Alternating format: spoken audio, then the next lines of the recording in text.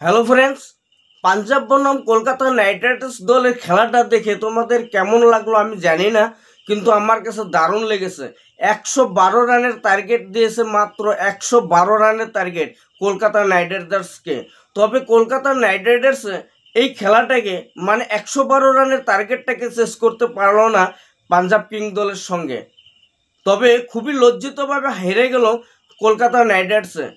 Kolkata night রাইডার্সে এত মানে খুবই অসংখ্য মানে ভয়ানক ভয়ানক ব্যাটসম্যান আছে, হিটার ব্যাটসম্যান আছে, যারা মানে খেলতে নামলে মানে দারুণ, খুবই দারুণ খেলে। সিক্সের পরে সিক্স এবং ফোরের পরে ফোর, মানে এমনভাবে খেলে।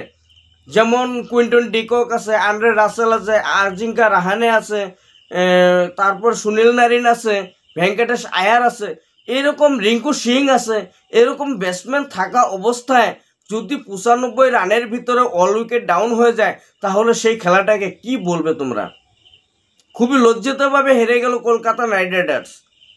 আমি ভাবতে পারিনি যে 195 রানের ভিতরে যে কলকাতা নাইট রাইডার্সের মতো একটা দল মানে অল উইকেট ডাউন হয়ে যাবে। 112 রানের টার্গেটটাকে যে চেস করতে পারবে না, সেটা আমি কখনোই ভাবতে পারিনি। কলকাতা নাইট রাইডার্সের মতো দলে যদি 112 রানের টার্গেট চেস করতে না পারে, তাহলে কি বলবো ভাই। খুবই লজ্জিতভাবে হেরে গেল। এবং পাঞ্জাব কিংস দলে খুবই সুন্দরভাবে খেলে গেল, মানে আমি আচরিত মানলাম। মাত্র 112 রানের টার্গেট দিয়ে সেই টার্গেটটাকে চেস করতে দিল না কলকাতা নাইট রাইডার্সকে। খুব সুন্দর খেলেছে পাঞ্জাব কিংস দলে, খুবই আচরিত। যদি এরকমভাবে প্রত্যেকটা খেলা যদি পাঞ্জাব কিংস দলে খেলে যায়, আমি আশা করি পাঞ্জাব কিংস দলে অনেকটাই এগিয়ে যেতে পারবে, মানে কোয়ালিফাই হতে পারবে 2025 সালের আইপিএলে।